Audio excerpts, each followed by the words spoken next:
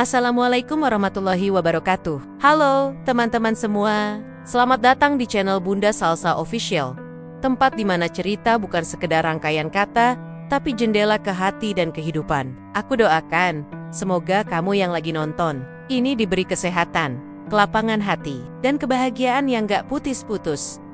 Kalau kamu lagi capek, semoga lewat cerita ini kamu bisa merasa lebih ringan. Kalau kamu lagi sendiri, semoga kamu merasa ditemani di sini. Jangan lupa, ambil posisi paling nyaman, duduk santai, siapkan teh hangat atau cemilan kesukaanmu.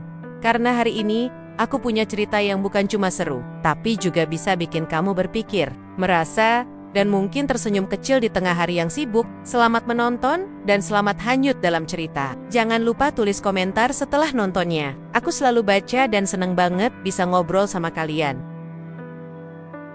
Di balik surat-surat, penuh perhatian, Shulin menemukan ketenangan yang tak ia duga. Namun, benarkah si tukang kebun di ujung seberang yang menulis semua itu? Ketika hujan menghancurkan kebun, ia nekat terbang ribuan mil demi satu alasan. Tapi, apa yang akan ia temukan? Kebohongan, harapan, atau cinta yang diam-diam tumbuh? Namaku Shulin. Sudah 12 bulan berlalu sejak pagi terakhir aku mencium kening mendiang suamiku yang masih hangat. Sejak saat itu, tak ada satupun pagi yang benar-benar terasa utuh. Pagi di Taipei selalu datang perlahan, sinar mentari memantul di kaca jendela apartemen, membawa kilau lembut yang terasa dingin di kulit. Tapi bukan cahaya itu yang membuatku membuka mata setiap hari. Bukan juga lonceng jam weker atau aroma kopi instan. Yang membuatku bangun adalah satu hal sederhana. Suara notifikasi, surat elektronik dari seseorang yang tak pernah kukenal secara langsung. Rangga, tukang kebun asal Jawa Timur yang pernah dipekerjakan mendiang suamiku ketika kami tinggal sebentar di Bali 5 tahun lalu. Surat-surat itu selalu datang sekitar pukul 6 pagi. Judulnya tak pernah berubah. Laporan harian kebun Villa Lestari. Tapi isi suratnya jauh lebih dari sekadar laporan. Kata-katanya sederhana, hangat, dan penuh ketulusan. Tidak hanya menjelaskan tentang pertumbuhan keladi hias atau seberapa lembab tanah pagi itu. Ia juga selalu menyelipkan 1-2 kalimat bijak. Tumbuhan tak pernah marah saat hujan deras turun. Bu Shulin, mereka tahu. Badai pun bagian dari cara langit mencintai. Atau, maaf bila kembang sepatu belum mekar. Mungkin ia masih belajar percaya bahwa cahaya esok pantas ditunggu. Aku tak tahu dari mana Rangga belajar berkata seindah itu, tapi surat-suratnya seolah menjadi jembatan halus yang menghubungkan hatiku yang patah dengan dunia luar. Bahkan ketika aku nyaris tak bicara dengan siapapun seharian, surat dari Rangga selalu membuatku merasa tak sendirian. Suamiku, Shun, selalu bermimpi punya kebun tropis. Sebelum ia wafat akibat komplikasi jantung, kami sempat memiliki villa kecil di pegunungan Bali, tempat ia sering menyepi. Saat keadaannya memburuk dan kami harus kembali ke Taiwan, ia menyerahkan perawatan villa itu kepada Rangga, pria sederhana yang kami percaya sepenuh hati. Kalau aku tiada nanti, kebun itu jadi rumah bagi sebagian jiwaku, katanya sambil menggenggam tanganku. Rawat dari jauh saja tak apa, asal ada seseorang yang menjaganya. Aku menepati janji itu. Setiap hari aku membaca surat Rangga, membalas dengan ucapan terima kasih, dan sesekali kiriman alat berkebun. Hubungan kami tidak lebih dari 2 manusia asing yang diikat oleh tanah, bunga, dan kenangan akan seseorang yang sama-sama mereka hormati. Namun entah sejak kapan, surat-surat itu tak lagi terasa seperti laporan biasa. Aku mulai menanti-nanti kata-kata di akhir paragraf. Aku tersenyum sendirian saat ia bercerita tentang kupu-kupu yang menari di atas daun pisang. Dan aku menangis diam-diam ketika ia menulis, "Hari ini saya memetik daun-daun kering dan membakarnya pelan," kata almarhum Tuan Shun. "Abu dari kesedihan akan menjadi pupuk jika kita tahu cara menanamnya." Musim semi di Taiwan datang bersamaan dengan hujan deras di Bali. Beberapa pekan terakhir, surat dari Rangga mulai terasa ringkas dan tergesa. Ia menulis tentang banjir kecil yang merusak pagar tanaman, tentang tanah longsor kecil yang hampir merobohkan rumah alat, dan tentang lumut yang tumbuh cepat di batang pohon palem. Kemudian, suatu pagi, tak ada surat yang masuk. Hari pertama, aku mencoba menenangkan diri. Mungkin ia sibuk. Hari kedua, aku menyalahkan jaringan internet desa. Hari ketiga, aku mulai merasa resah. Pada hari kelima, aku sudah gelisah luar biasa. Tidak ada cara lain untuk menghubungi Rangga kecuali lewat email. Tidak ada nomor telepon, tidak ada media sosial, tidak ada alamat rumah selain koordinat villa terpencil yang dulu kami beli diam-diam. Aku duduk di meja makan, memandangi peta tua villa, dan jantungku berdebar kencang. Ini mungkin konyol, kataku pelan pada diriku sendiri. Tapi luka kehilangan belum sembuh, dan kini ketakutan akan kehilangan lagi menggerogoti dadaku. Kebun itu bukan sekadar tempat. Itu adalah satu-satunya ruang di dunia yang masih menyimpan jejak Shun dan Rangga pria sederhana yang setiap pagi merangkai kata-kata untuk membangkitkanku dari kepedihan menghilang begitu saja. Sore itu aku memesan tiket penerbangan ke Surabaya. Dari sana, aku akan menyewa mobil menuju desa kecil di lereng gunung tempat villa itu berada. Aku tak memberitahu siapapun, tidak sahabat, tidak keluarga, karena ada luka yang hanya bisa disembuhkan di tempat asalnya. Dan aku harus ke sana, menyelamatkan kebun kenangan, dan mencari tahu siapa sebenarnya pria yang menulis surat-surat penuh cahaya itu. Apakah ia benar-benar Rangga? Ataukah ada sesuatu yang jauh lebih besar menantiku di balik barisan pohon pisang dan anggrek yang layu? Aku tiba di Bandara Juanda saat matahari sudah tergelincir ke barat. Udara di Surabaya lengket oleh panas dan kelembapan. Langkah-langkah kaki terasa berat di antara kerumunan orang asing. Aroma makanan yang tak kukenal dan suara pengumuman dalam bahasa yang begitu cepat hingga telingaku tak mampu menangkap maknanya.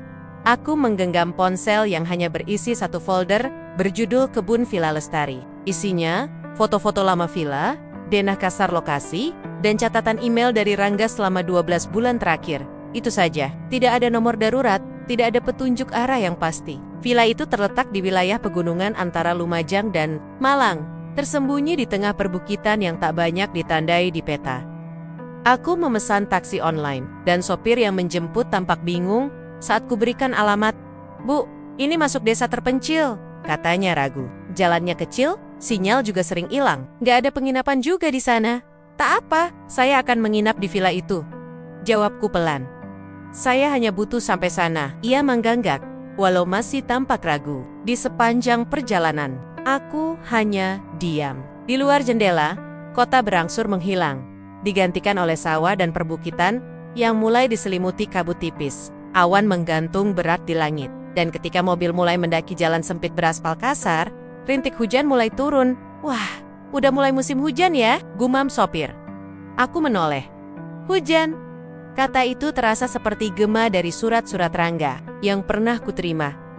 Hujan kadang datang tanpa aba-aba, tapi pohon tak pernah menyalahkan langit. Ia hanya tahu bagaimana menadah. Apakah dia tahu aku benar-benar datang ke sini? Apakah ia menunggu? Tiba di gerbang villa, hujan telah menjadi lebat. Mobil tidak bisa masuk melewati jalur sempit berlumpur, jadi aku turun dan berjalan kaki sambil memegangi payung kecil yang tidak cukup menahan derasnya air. Rumput liar menjulang tinggi di sepanjang jalan masuk, membentuk lorong sempit menuju rumah kayu yang tampak berbeda dari yang kuingat. Villa itu tampak sepi. Sangat sepi. Langit mulai gelap, dan suara kodok bersahutan dengan gemuruh halus hujan. Di atas dedaunan, langkahku terhenti di halaman belakang. Di sanalah dulu kami biasa minum teh, menatap deretan anggrek dan keladi yang ditanam dalam pola lingkaran. Tapi sekarang semua tanaman itu tumbang, daunnya menguning, batangnya patah, dan pot-pot tanah liat pecah di sana-sini. Ada reruntuhan dari rumah alat, tertutup terpal robek yang bergoyang tertiup angin. Hatiku nyeri, bagai melihat tubuh suami yang tak sempat kupermakamkan dengan layak. "Apa kamu di sini, Rangga?" seruku pelan. Suaraku nyaris hilang oleh suara hujan. "Saya Shu, Lin, saya datang." Tak ada jawaban. Tapi dari sudut rumah, tiba-tiba lampu kecil menyala. Sosok pria berkaus lusuh dan celana hitam muncul perlahan dari balik tirai. Rambut basah dan wajahnya menyipit melihat ke arahku, seolah tak percaya apa yang dilihatnya. "Bu Shu, Lin," aku mengangguk. Ia segera menghampiri, membuka payungnya dan menutupi tubuhku. Tubuhku menggigil. "Maaf, saya tak tahu ibu datang," ucapnya tergagap. Suaranya lebih dalam dari yang kubayangkan. Ia tampak gugup, namun ada ketulusan yang tak bisa disembunyikan dari caranya menatapku. "Saya kira ibu tak akan pernah ke sini." "Aku tak tahu juga, tapi aku harus datang," jawabku dengan napas bergetar.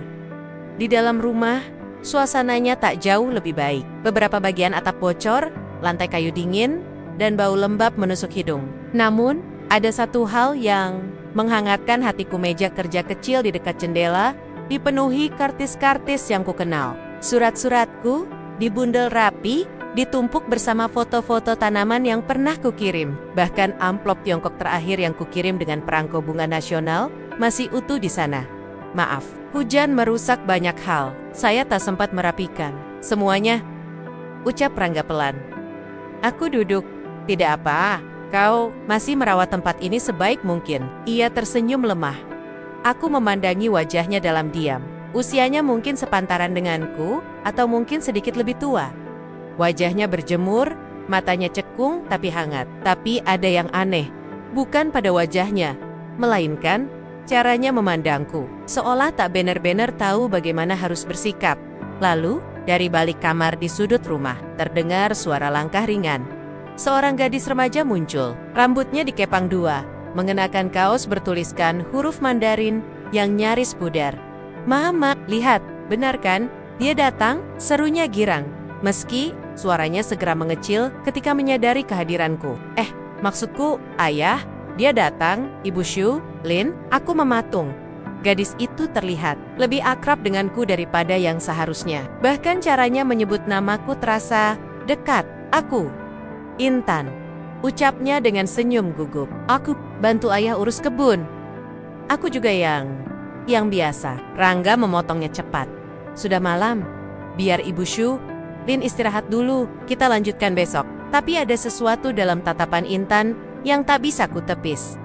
Tatapan itu seperti mengandung cerita yang belum diungkap. Dan untuk pertama kalinya sejak aku tiba, aku merasa surat-surat itu mungkin bukan datang dari tangan yang berdiri di hadapanku sekarang. Malam pertama di villa itu berlalu dalam kesunyian yang penuh teka-teki. Meski tubuhku lelah, mata ini enggan terpejam. Aku berbaring di kamar yang dulu pernah kutinggali bersama Shun. Namun kini terasa asing. Tirai sudah berubah warna, dinding berjamur, dan aroma tanah basah seakan menembus dinding kayu tipis. Di luar, hujan masih jatuh lembut, namun tak putus. Tapi bukan itu yang membuat dadaku berat. Yang terus mengganggu pikiranku adalah Intan. Gadis remaja itu terlalu akrab dengan namaku, terlalu lancar saat menyapa, terlalu nyaman. Dan yang paling mengejutkan, kaos usangnya bertuliskan aksara Mandarin dengan struktur yang nyaris sempurna. Aku menduga, tapi belum berani menyimpulkan. Besok, aku akan bertanya langsung. Malam ini, biarlah aku mencoba memahami semua yang kusaksikan tanpa prasangka. Pagi berikutnya, aku bangun lebih cepat dari matahari. Begitu membuka pintu kamar, aroma kayu basah dan daun layu menyambutku. Tak jauh dari beranda, Intan sedang duduk di atas batu besar, sambil mencatat sesuatu di atas buku tulis bergambar anggrek. Ia tampak begitu fokus, menggigit ujung pulpen sambil menatap hamparan kebun yang mulai tertata kembali. Aku mendekat pelan. "Sedang apa?" tanyaku. Ia menoleh cepat, terkejut, tapi kemudian tersenyum malu. "Lagi nyatet jenis-jenis tanaman yang berhasil tumbuh lagi," jawabnya. "Aku juga suka bikin catatan harian, soal kebun, dan kadang soal ibu." Aku terdiam. "Maaf," ucapnya cepat. "Maksudku, aku suka nulis tentang surat-surat yang ibu kirim, tentang cara ibu merespons. Rasanya seperti baca kisah dari orang kuat yang sedang sembuh pelan-pelan." "Dari mana kau belajar bahasa Mandarin?" tanyaku pelan. Ia menunduk. "Dari buku bekas. Sama dari email ibu, aku suka nyalin, terus nyari artinya. Kadang minta bantu teman yang punya HP buat buka kamus online." Aku menarik napas panjang. Jadi, selama ini, surat-surat itu belum sempat aku menyelesaikan kalimat, Intan menatapku penuh rasa bersalah. "Bukan dari ayah," katanya nyaris berbisik. "Semua tulisan itu, aku yang bikin." Aku tak bisa langsung bereaksi. Ada bagian dari diriku yang terkejut, terluka, bahkan marah. Tapi ada juga bagian lain yang lebih dalam, lebih sunyi yang merasa seakan semuanya masuk akal sekarang. Kelembutan dalam setiap kalimat, gaya bahasa yang kadang melankolis, bahkan kutipan-kutipan puisi dari Tiongkok klasik, semuanya terlalu luwes untuk ditulis oleh pria petani sederhana yang hampir tak pernah sekolah. Aku duduk di samping. "Intan, kenapa kau melakukannya?" tanyaku lembut. Matanya mulai berkoki-koka. Waktu pertama kali ayah terima email ibu, dia panik, nggak bisa baca, apalagi nulis. Dulu dia sempat sekolah, tapi cuma sebentar. Waktu mama meninggal, ayah janji akan terus kerja di kebun ini. Karena itu, satu Satania peninggalan dari Tuan Siun. Ia mengusap air mata yang mulai jatuh. Aku yang bilang ke ayah, biar aku aja yang balesin suratnya. Aku bilang cuma mau bantu, tapi lama-lama, aku jadi ngerasa kayak kenal ibu. Dari tulisan ibu, dari caranya bercerita tentang kehilangan, aku juga merasa, aku nggak sendirian. Aku memejamkan mata. Betapa ironisnya, aku menemukan penghiburan dari seseorang yang menyamar sebagai orang lain. Tapi tak ada kebohongan dalam niat itu. Hanya cinta, harapan, dan mungkin kesepian yang sama. Hari itu, kami duduk berjam-jam di kebun. Intan menunjukkan padaku katitan-katitan lamanya. Ia menyimpan salinan semua surat yang pernah ia kirim, lengkap dengan koreten-koreten kecil yang ditulisnya setelah membalas pesanku. Aku sempat takut ibu marah kalau tahu, katanya pelan. Aku menggeleng.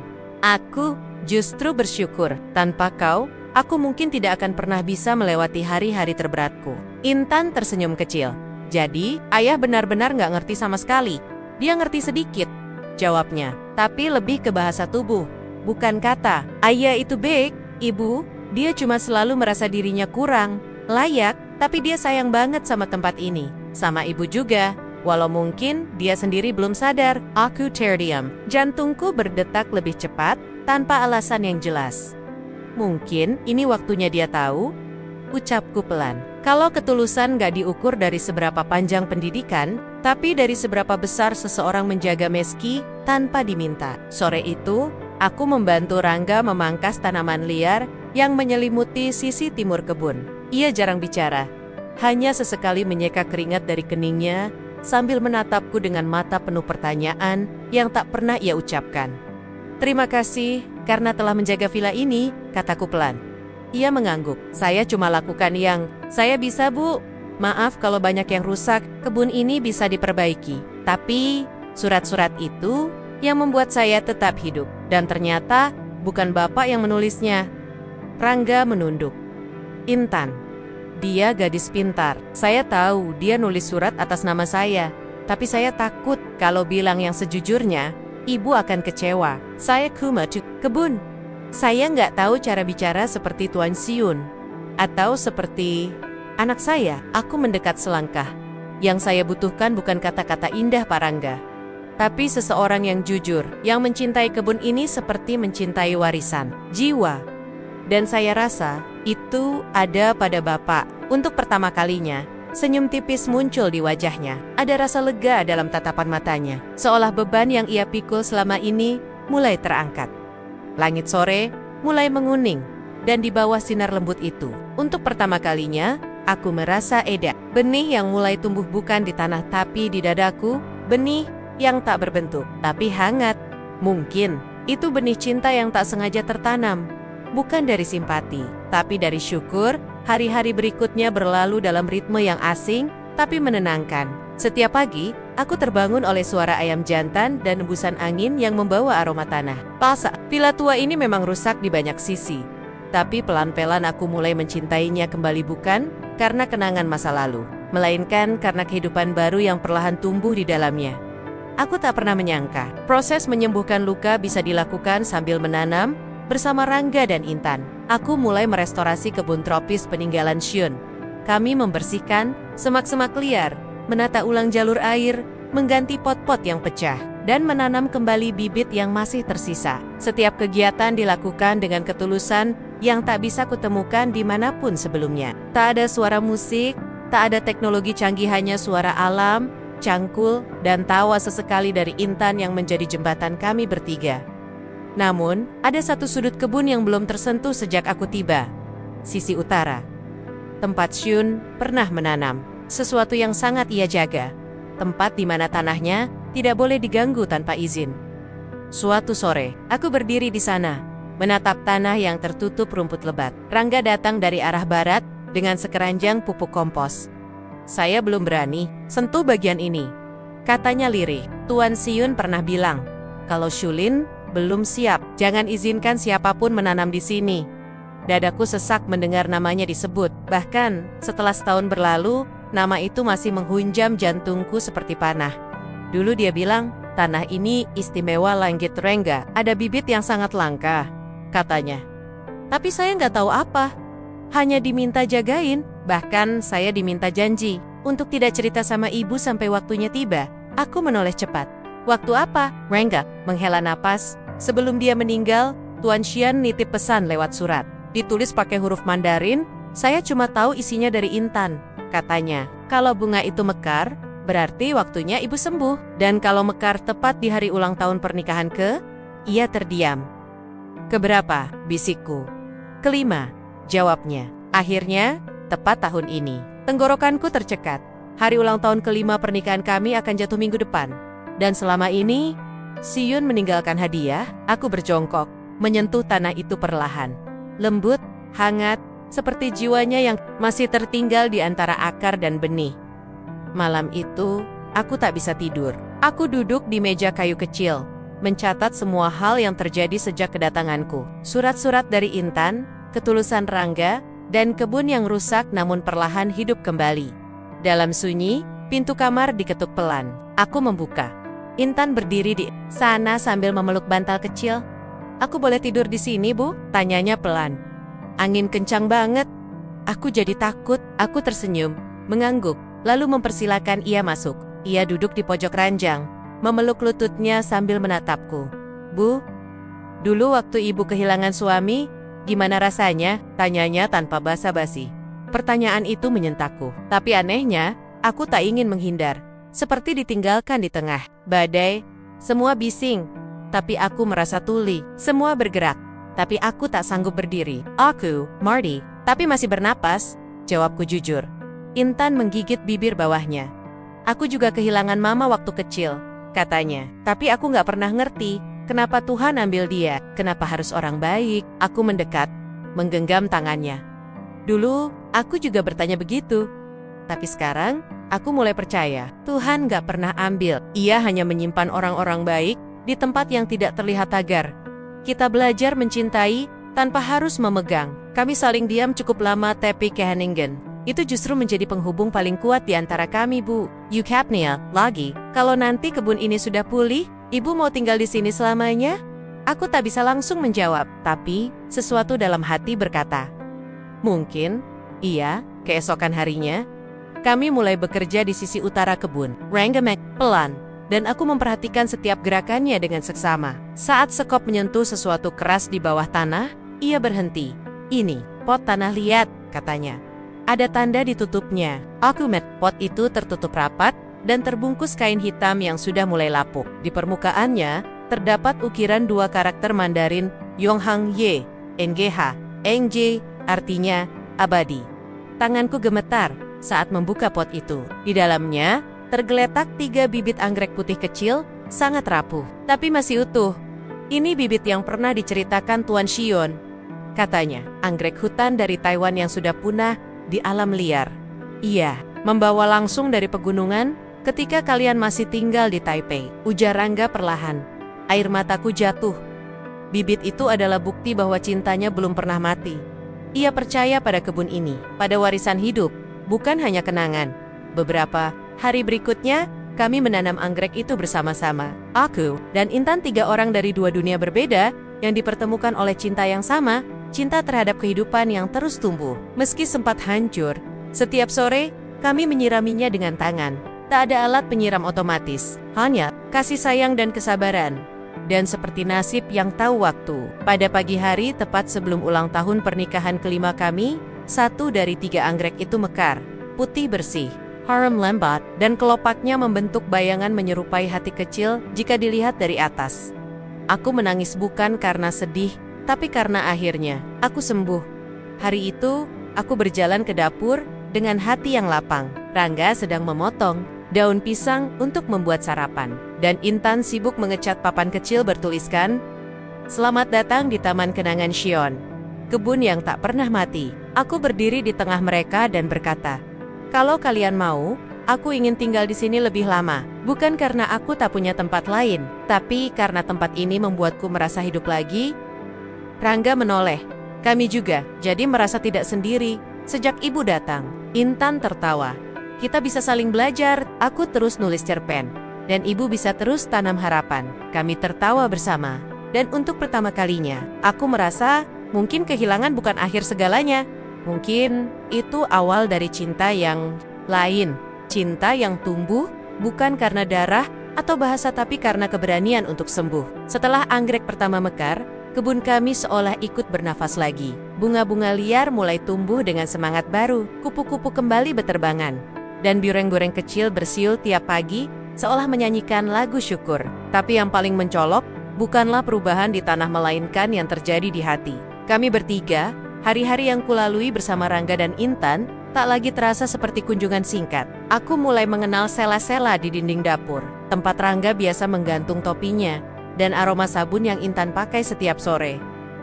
Kami sudah tidak lagi saling menyapa dengan canggung. Bahkan Rangga kini tak lagi menyapaku dengan Ibu Shulin, melainkan hanya Shu, dan aku tak lagi merasa sendirian.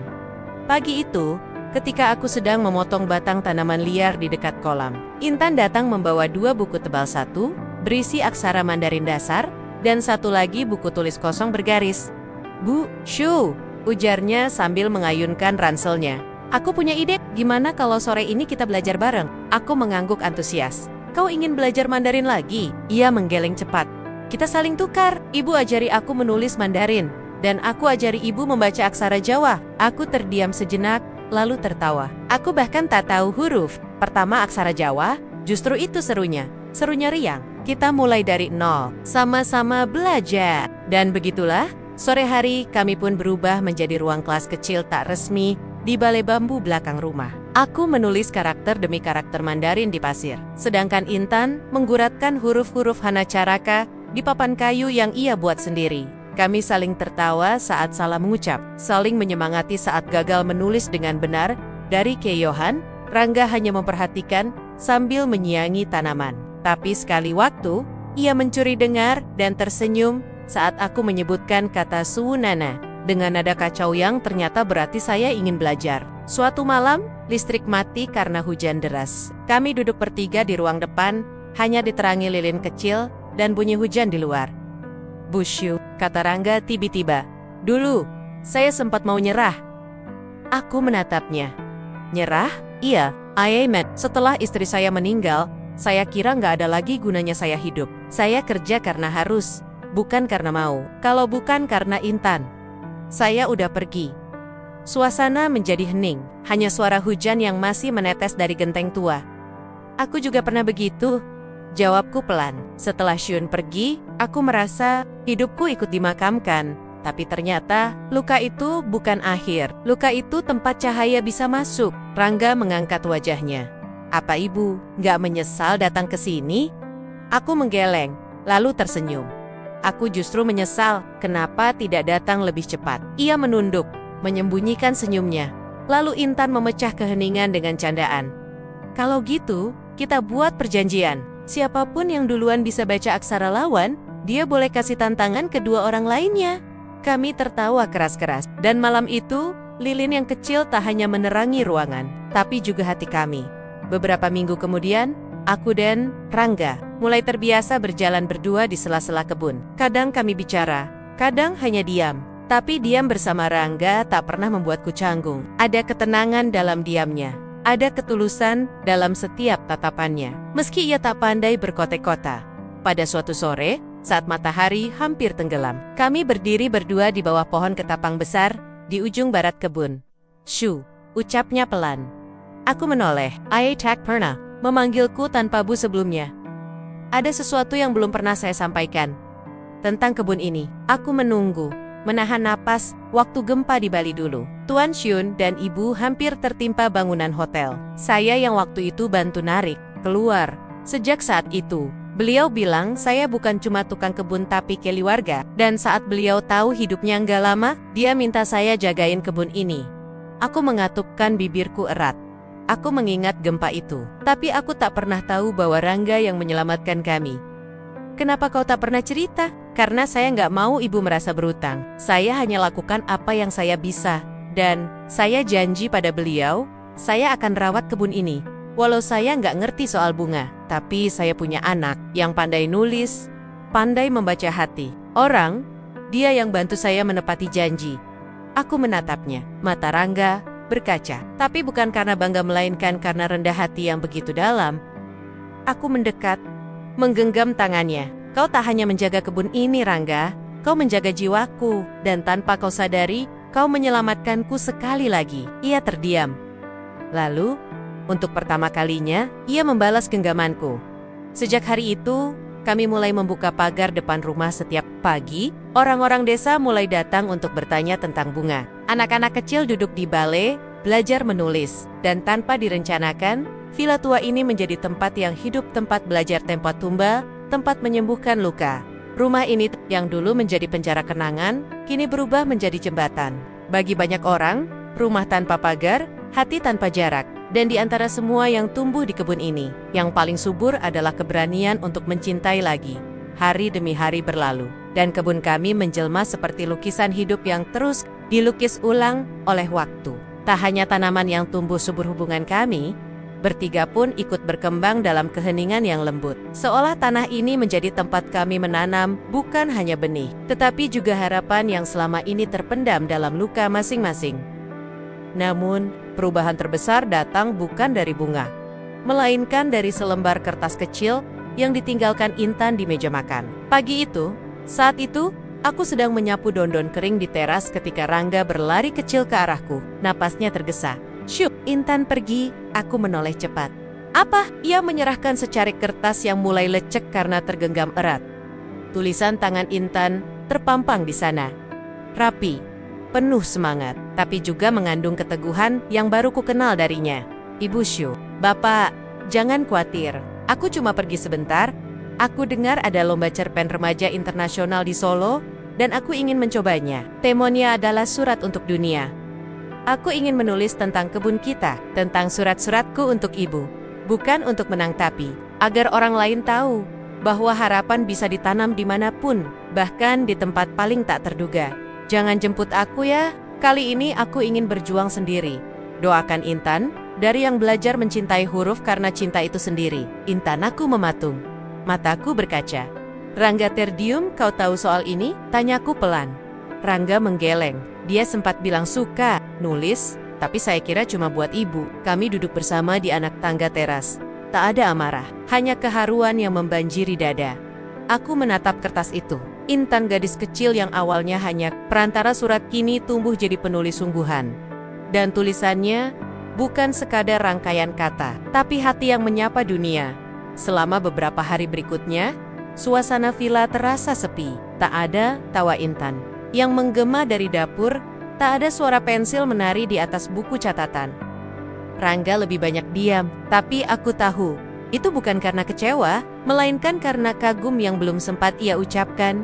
Setiap malam, aku dan Rangga duduk di bawah pohon ketapang, memandangi anggrek putih yang kini mulai mekar lebih banyak. Aku tak tahu kapan terakhir kali aku bangga seperti ini pada seseorang, gumamku. Rangga mengangguk. Pandangannya menerawang. "Dia anak saya. Tapi rasanya, saya yang belajar dari dia," ujarnya pelan. Aku menoleh, tersenyum. Dan aku pun. Seminggu kemudian, surat resmi datang dari panitia lomba. Amplop putih dengan stempel merah. Aku membukanya dengan tangan gemetar. Terdapat salinan cerpen Intan yang dikirim ke lomba disertai dengan surat undangan untuk hadir di malam penghargaan. Judul cerpennya, Surat untuk Bunga yang Tak Pernah Layu. Aku membaca perlahan. Ceritanya ditulis dari sudut pandang seorang gadis yang mengirim surat-surat untuk seorang wanita asing di negeri jauh yang kehilangan cahaya hidupnya. Dalam surat itu, si gadis menyamar sebagai ayahnya agar si wanita tidak merasa sendiri, tapi seiring waktu, mereka saling menyembuhkan. Dan saat sang wanita datang langsung, luka berubah menjadi taman. Dan surat, yang awalnya hanya jembatan, menjadi jalinan cinta sejati. Setiap kalimatnya menggetarkan jiwaku. Intan tidak hanya menulis cerita, ia menulis kami. 3 hari kemudian, kami berangkat ke Solo. Ini kali pertama Rangga naik kereta api, dan wajahnya tak bisa menyembunyikan rasa gugup. Tapi aku menggenggam tangannya sepanjang perjalanan. Bukan untuk menenangkan, tapi karena aku pun butuh pegangan. Sesampainya di gedung acara, kami langsung mencari Intan di antara kerumunan remaja dengan baju rapi dan mata berbinar. Dan di sana, di panggung kecil, berdiri Intan dengan rambut diikat, mengenakan blus putih dan rok batik. Ia tengah membaca cuplikan cerpennya di depan dewan juri dan para tamu. Kalimat terakhir yang ia baca membuat seluruh ruangan hening. Bagi kami, Kibben bukan sekadar tempat menanam, tapi tempat di mana kehilangan berubah menjadi keberanian. Dan surat-surat yang dulu untuk menghibur, kini menjadi akar untuk cinta yang tidak pernah pergi. Aku menutup mulut, air mataku jatuh tak terbendung. Ia melihatku di kerumunan. Senyumnya melebar, dan Rangga berdiri kaku seperti patung, tapi matanya basah.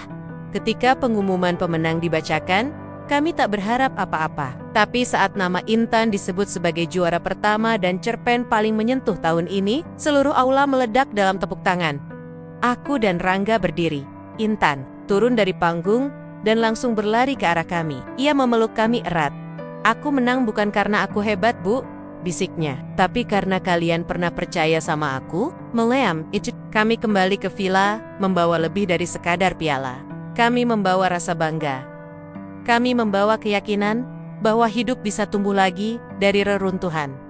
Dan bahwa surat, sekecil apapun, bisa menjadi benih yang menumbuhkan kebun dalam jiwa manusia.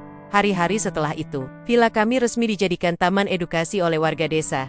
Kami menamainya Taman Persahabatan Formosa Nusantara, tempat belajar, tempat mencintai, dan tempat menyembuhkan. Anak-anak desa datang tiap minggu untuk belajar, menulis, membaca, dan merawat tanaman. Intan menjadi guru sukarela, dan Rangga, ia akhirnya bersedia belajar membaca juga.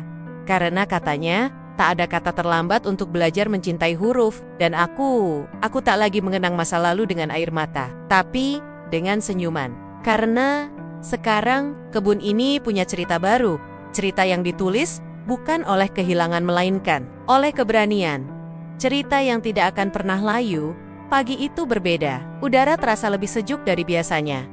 Dan langit begitu cerah seolah ingin menyampaikan sesuatu. Di tengah taman, anggrek putih mekar sempurna, membentuk garis setengah lingkaran seperti pelukan yang terbuka. Tapi satu bunga anggrek yang tumbuh paling ujung di barisan berbeda. Warnanya tak sekadar putih, ada semburat keemasan di tengahnya. Aku berdiri terpaku di hadapannya. Ini bukan bunga biasa, ya? Tanyaku, nyaris berbisik. Rangga, yang berdiri di sampingku, mengangguk pelan.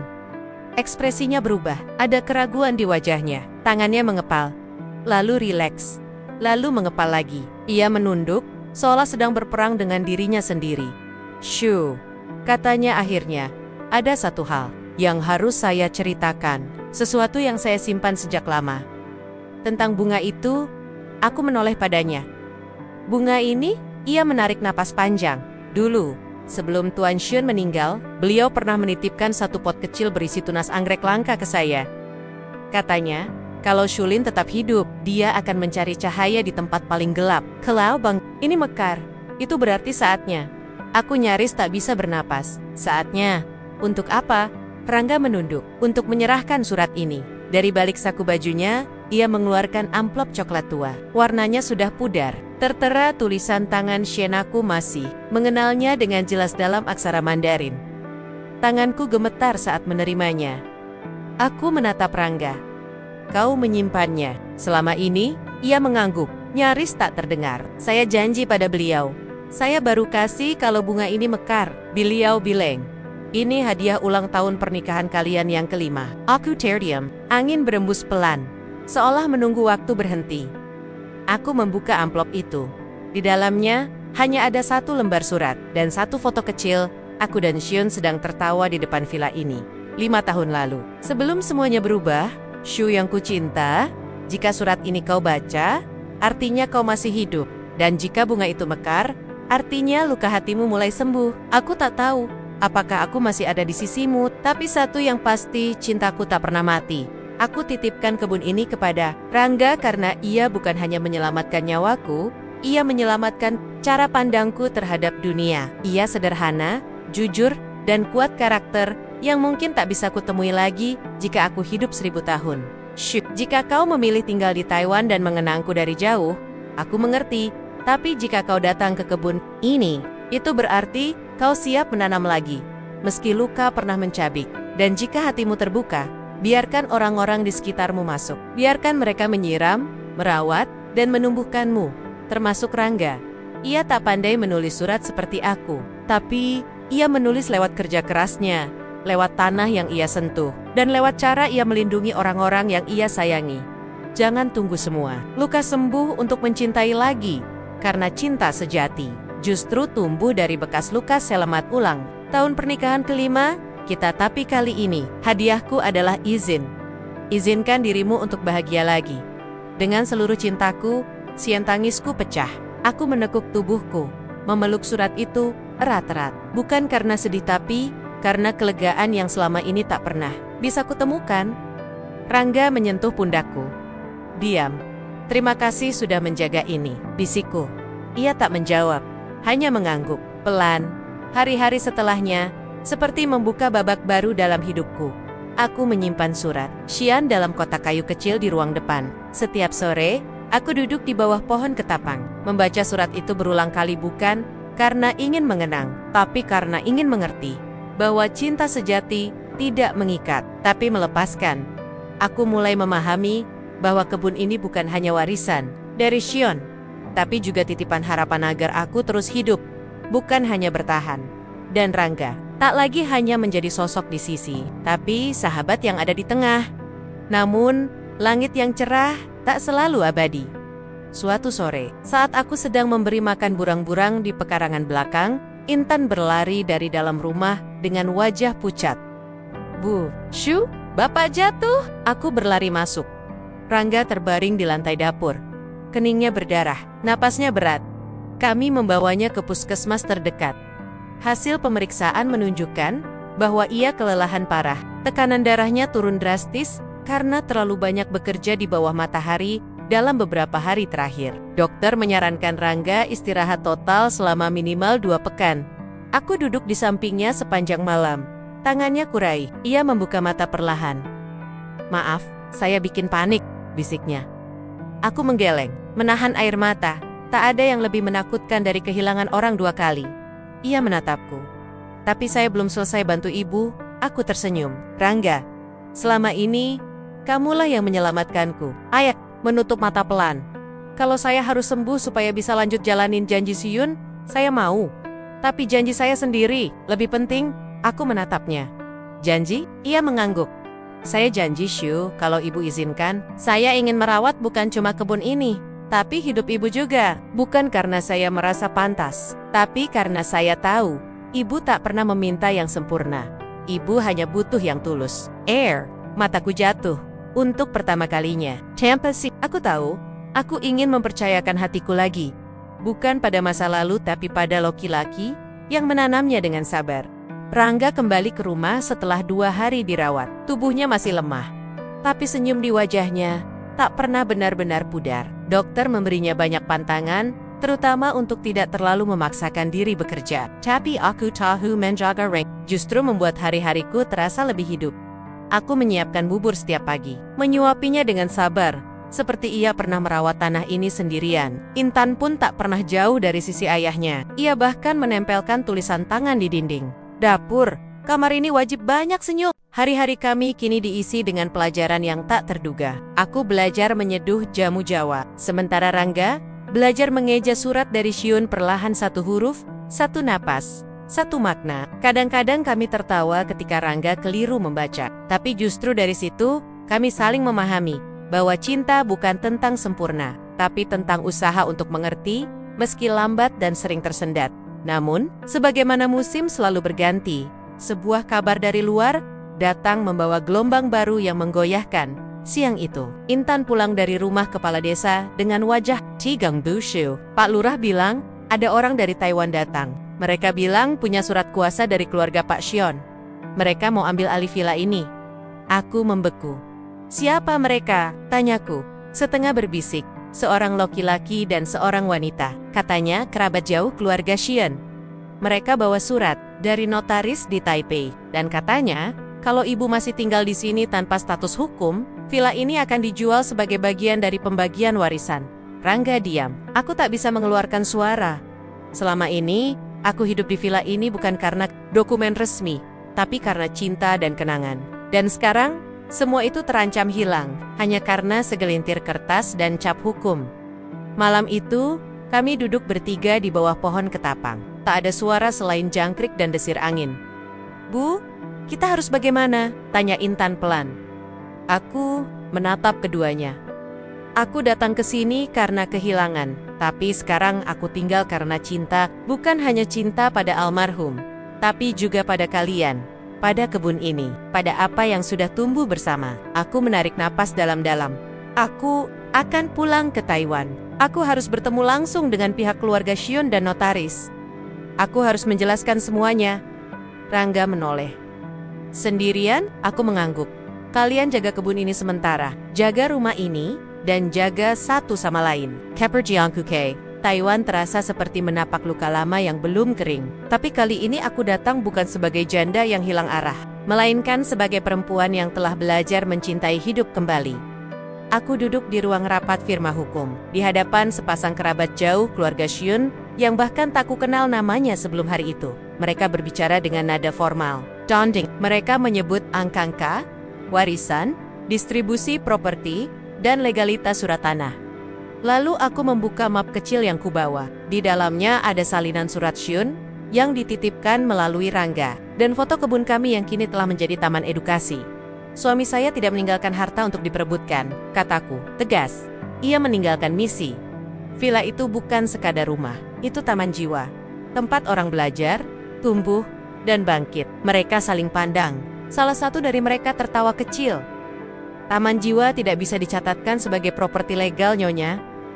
Aku menatapnya lurus. "Tapi bisa dicatat dalam hati orang yang berubah karenanya." Diam, panjang. Akhirnya, notaris mengajukan opsi. Jika aku bisa membuktikan bahwa villa itu digunakan untuk kepentingan sosial dan pendidikan, dan bukan untuk keuntungan pribadi, maka statusnya bisa dialihkan ke Yayasan Nirlaba, Dengen Bigicu. Properti tersebut tak akan dijual, melainkan diakui sebagai aset budaya, sekaligus ruang publik edukatif. Aku menerima syarat itu tanpa ragu. 3 minggu kemudian, aku kembali ke Indonesia. Begitu kakiku menginjak tanah halaman villa, Rangga berlari kecil menghampiri. Wajahnya cemas, tapi matanya berbinar. "Kebun kita tumbuh lebih cepat sejak ibu pergi. Mungkin karena tahu, ibu akan kembali." Aku tertawa, lalu memeluknya erat. Aku kembali bukan sebagai pemilik, tapi sebagai pelindung. Kibin ini akan jadi yayasan. Namanya Yayasan Bumi Hati. Intan muncul dari balik pintu dengan senyum lebar. "Aku suka namanya." Kami bertiga berdiri di tengah kebun. Di belakang kami, anggrek kemasan itu kini sudah mengeluarkan 5 kelopak. Mereka sempurna. Dan, hari itu juga, aku tahu, inilah titik paling lelah dalam perjalananku. Tapi juga titik di mana aku paling tegar. 2 minggu setelahnya, kami mengadakan acara kecil, peresmian Yayasan Bumi Hati dan peluncuran taman edukatif untuk anak-anak desa. Para warga datang membawa pot tanaman dan hasil kebun. Anak-anak menyanyi dan menari di panggung bambu yang dibuat Rangga. Sendiri, Intan membacakan sepenggal cerpennya di hadapan semua tamu. Yang menanam mungkin pergi, tapi yang tumbuh akan tetap hidup. Karena di balik luka, selalu ada tanah subur yang menanti ditanami. Dan cinta tak pernah benar-benar hilang. Ia hanya berubah bentuk menjadi daun, menjadi tanah, menjadi cahaya pagi. Tepuk tangan meledak. Rangga menunduk haru. Aku menggenggam tangannya di depan semua orang, tanpa rasa ragu sedikit pun. Dan malam itu, di bawah langit tanpa awan, Rangga menyelipkan sebentuk cincin kayu di jemariku. Buatan Intan, dari cabang pohon ketapang pertama yang kami tanam ulang. "Ibu, Shu, maukah menanam hidup baru bersama saya?" Aku tersenyum. Tak ada keraguan, tak ada rasa kehilangan yang tersisa. Hanya cinta yang jujur, dan tekad untuk tumbuh bersama. Mau, dan dengan itu, luka pun berubah menjadi rumah. Dan rumah berubah menjadi taman. Tempat cinta tidak sekadar dirayakan, tapi dirawat.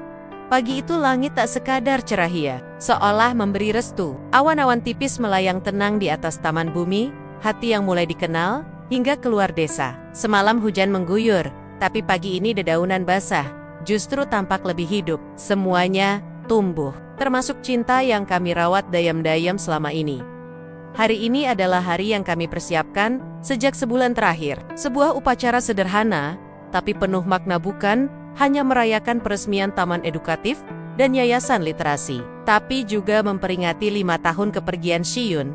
Dan hari pernikahan kami, aku duduk di beranda rumah kecil yang dulu hanya dihuni oleh sepi. Kini, penuh tawa dan langkah kaki anak-anak yang belajar menulis dan membaca di ruang baca bambu yang dibangun. Rangga dengan tangannya sendiri di sampingku. Intan dengan wajah penuh riasan sederhana, memakai gaun putih susu hasil jahitan ibunya dulu yang masih ia simpan seperti harta paling berharga. "Bu, saya bacain surat ini nanti ya, di depan semua orang?" tanyanya, menggenggam secarik kertas dengan segel merah muda. Aku mengangguk. "Itu surat yang kamu tulis setahun lalu untukku?" Iya. Waktu saya belum berani ngaku kalau saya yang nulis semua email itu. Waktu saya masih takut ibu akan marah karena saya bohong. Aku menggenggam tangannya. "Kamu tidak pernah berbohong, kamu menjaga harapan. Itu lebih mulia dari sekadar berkata benar." Intan menunduk, matanya basah. Tapi kali ini bukan karena rasa bersalah, melainkan karena cinta yang akhirnya diberi ruang tumbuh tanpa rasa takut. Tepat pukul 8 pagi, para warga berkumpul di tengah kebun. Tak ada pelaminan mewah, hanya panggung kayu kecil dengan hiasan daun dan bunga liar yang dipetik anak-anak dari ladang. Latar belakangnya adalah taman anggrek yang sudah tumbuh lebat dan di tengah-tengahnya satu pot paling istimewa. Anggrek emas bermekaran sempurna. Aku melangkah pelan ke sisi Rangga yang berdiri di bawah pohon ketapang pertama. Ia mengganokan kemeja putih gading dan sarung tenun hijau tua. Tidak ada jas, tidak ada dasi, tapi wajahnya memancarkan keteduhan yang membuat jantungku tenang. "Cantik sekali," bisiknya saat melihatku. Aku tertawa kecil. "Tapi kamu yang membuatku berani, Dan. Kamu yang membuatku layak," jawabnya. Kami saling memandang. Tak ada janji yang diucapkan secara megah. Hanya genggaman tangan yang saling erat dan tatapan yang cukup mengatakan segalanya. Kita tidak akan saling menyelamatkan, tapi kita akan tumbuh bersama. Lalu Intan maju ke depan. Ia berdiri dengan suara yang sedikit gemetar, tapi penuh tekad. Di tangannya, surat lusuh itu yang ditulis dengan pena tinta berwarna biru tua, untuk bunga yang tak pernah layu. "Aku menulis surat ini untukmu, Ibu Su, bahkan sebelum aku tahu seperti apa wajahmu. Aku hanya tahu satu hal, kamu selalu membalas surat ayah dengan hangat, dan itu membuatku percaya. Tidak semua luka akan berakhir dengan kehilangan." Saat menuliskan surat-surat itu atas nama ayah, aku bukan ingin menipu. Aku hanya ingin menjaga sesuatu yang terasa rapuh. Donenge memberi sedikit kekuatan di ujung dunia. Tapi ternyata, akulah yang mendapat kekuatan dari balasanmu. Hari ini aku tahu bahwa cinta bukan hanya tentang siapa yang memulai, tapi siapa yang tetap tinggal dan merawat sampai akhir. Terima kasih karena tidak pergi ketika kamu tahu kebenaran. Terima kasih karena tidak memarahi ayah karena tidak bisa membaca. Dan terima kasih karena mengajarkanku bahwa surat terbaik adalah yang ditulis dengan hati, bukan tinta. Intan semua orang berdiri, memberi tepuk tangan panjang. Rangga menoleh ke arahku. Matanya berkaca-kaca, tangannya menggenggam jemariku makin erat. Setelah upacara sederhana itu selesai, aku dan Rangga duduk di tengah taman. Anak-anak menari di rerumputan. Warga saling bersalaman. Para guru dari yayasan baru kami mulai membagikan buku dan alat tulis kepada para ibu di desa. Sore itu, langit menciptakan siluet jingga di balik gunung. Udara harum tanah basah. Dan di tengah taman, anggrek emas satu-satunya itu seperti bersinar. "Apa kamu tahu?" bisikku pada Rangga. "Bunga itu adalah varietas terakhir yang dikembangkan Shiyun. Ia menamakannya XNXW Nanage." Rangga mengerutkan kening. "Apa artinya?" Aku tersenyum. "Harapan baru, kami Terdium." Lalu perlahan, aku bersandar di pundaknya.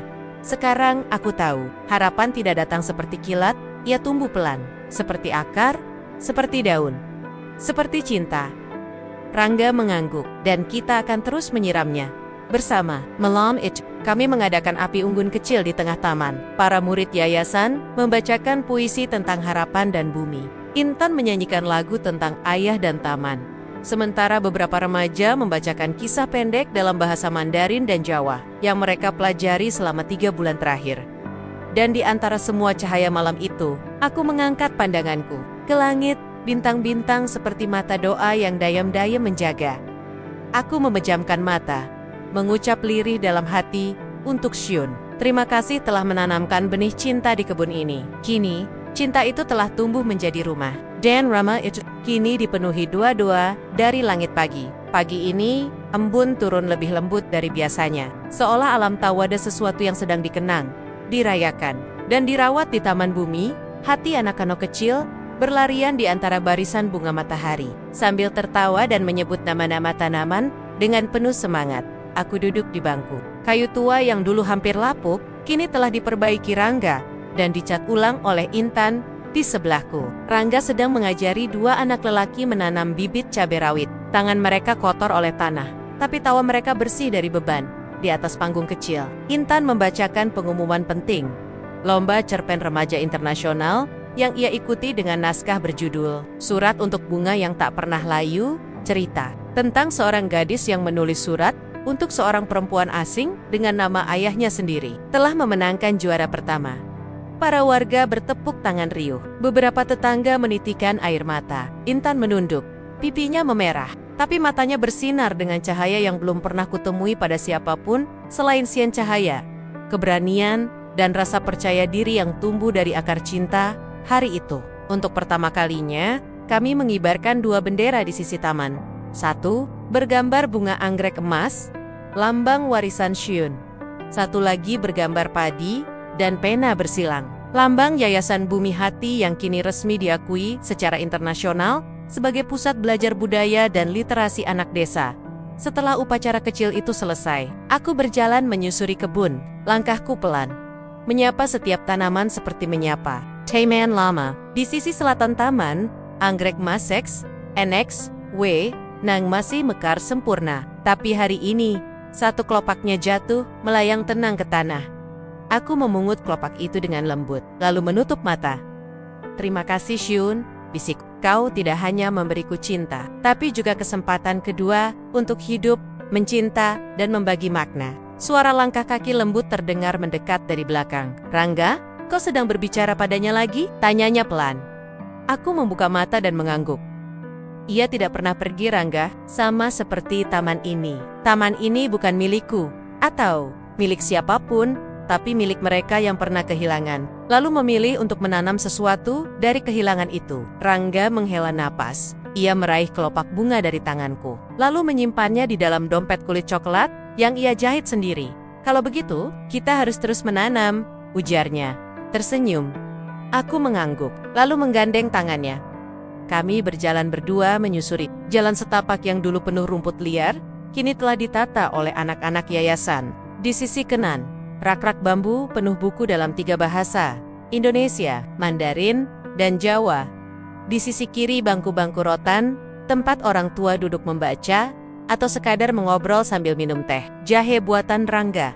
Hari itu adalah penanda dari segala hal yang kami perjuangkan, dari rasa kehilangan menjadi tempat berlindung, dari luka menjadi bahasa, dari perbedaan menjadi jembatan, dan dari cinta menjadi taman yang tak pernah pergi. Malamnya, di bawah sinar bulan purnama, kami mengadakan pemutaran video dokumenter pendek tentang perjalanan taman ini. Beberapa relawan dari kota datang membawa proyektor dan layar kain besar. Kami duduk lesehan di atas tikar pandan. Angin malam berembus pelan, membawa aroma bunga cempaka dan kopi hangat. Dalam dokumenter itu, ada satu kutipan dariku yang dibacakan. Dengan suara pengisi latar, ketika seseorang pergi, ia tak selalu hilang. Kadang, ia menjelma menjadi sesuatu yang terus hidup. Seperti bunga yang mekar dari tanah paling gelap.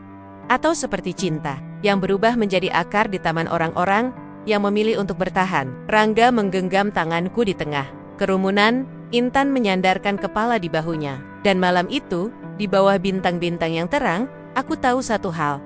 Aku tak perlu kembali ke Taiwan untuk merasa pulang, karena rumah telah tumbuh dari benih yang kami sirami bersama. Di tanah ini, di hati ini,